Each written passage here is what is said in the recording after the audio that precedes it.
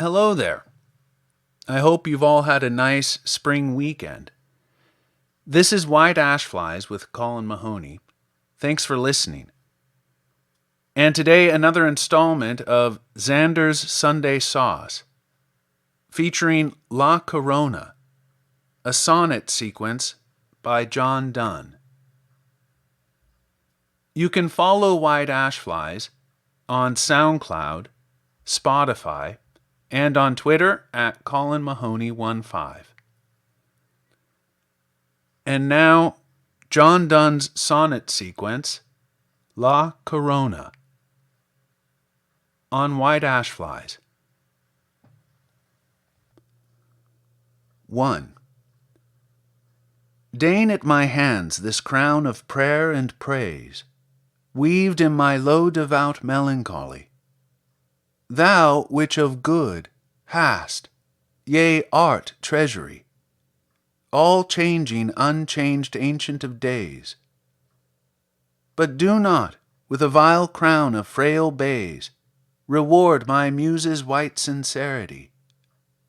But what thy thorny crown gained, that give me, a crown of glory which doth flower always. The ends crown our works, but thou crownest our ends. For at our end begins our endless rest. This first last end, now zealously possessed, with a strong sober thirst, my soul attends. 'Tis time that heart and voice be lifted high. Salvation to all that will is nigh. 2. Annunciation. Salvation to all that will is nigh, that all, which always is all everywhere, which cannot sin, and yet all sins must bear, which cannot die, yet cannot choose but die. Lo, faithful Virgin, yields himself to lie in prison in thy womb. And though he there can take no sin, nor thou give, yet he will wear, taken from thence, flesh, which death's force may try. Ere by the spheres time was created, thou wast in his mind, who is thy son and brother, whom thou conceivest, conceived. Yea, thou art now thy Maker's Maker, and thy Father's mother. Thou hast light in dark, and shuttest in little room, immensity cloistered in thy dear womb. 3. Nativity. Immensity cloistered in thy dear womb, now leaves his well-beloved imprisonment. There he hath made himself to his intent weak enough, now into our world to come. But oh, for thee, for him, hath the inn no room? Yet lay him in this stall, and from the Orient stars and wise men will travel to prevent the effect of Herod's jealous general doom. Seest thou, my soul, with thy faith's eyes, how he which fills all place, yet none holds him, doth lie? Was not his pity towards thee wondrous high, that would have need to be pitied by thee? Kiss him, and with him into Egypt go, with his kind mother, who partakes thy woe. 4. Temple. With his kind mother, who partakes thy woe, Joseph, turn back. See where your child doth sit, blowing, yea, blowing out those sparks of wit, which himself on the doctors did bestow. The word but lately could not speak, and lo, it suddenly speaks wonders. Whence comes it, that all which was, and all which should be writ, a shallow-seeming child should deeply know?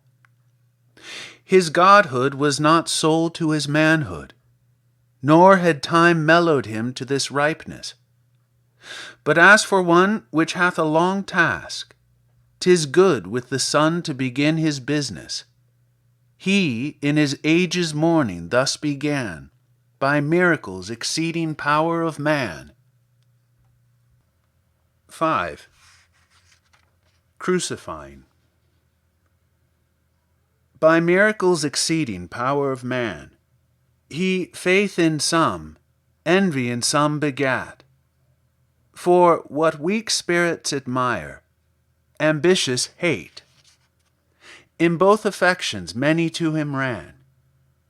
But oh, the worst are most, they will and can, alas and do, unto the Immaculate, whose creature fate is, now prescribe a fate, measuring self-life's infinity to a span, nay to an inch. Lo, where condemned he bears his own cross, with pain, yet by and by, when it bears him, he must bear more and die.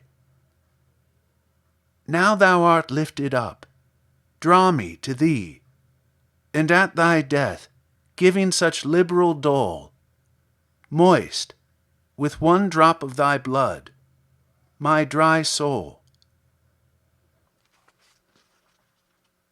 6. Resurrection.